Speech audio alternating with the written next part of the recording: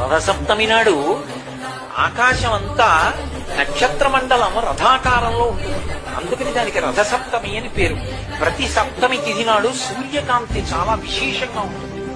అటువంటి సప్తమి తిథి నాడు రథసప్తమి వచ్చినప్పుడు ఆ జిల్లేడాకులు రేగుపళ్ళు తల మీద పెట్టుకుని నమస్కారం చేసి సూర్యుడికి స్నానం చేస్తారు. ఎందుకు అంటే సూర్యబింబంలో ఉండేటటువంటి ప్రాణశక్తిని పుచ్చుకుని జిల్లేడాకు ఇక్కడ ఉండేటటువంటి గోరువెచ్చటి ఆ బ్రహ్మస్థానము నుండి ఆ లోపలికి ప్రసారం చేస్తుంది. దానివల్ల ఎదర వచ్చేటటువంటి విశేషమైనటువంటి వేడిని తట్టుకోవడానికి కావలసిన శక్తి వస్తుంది.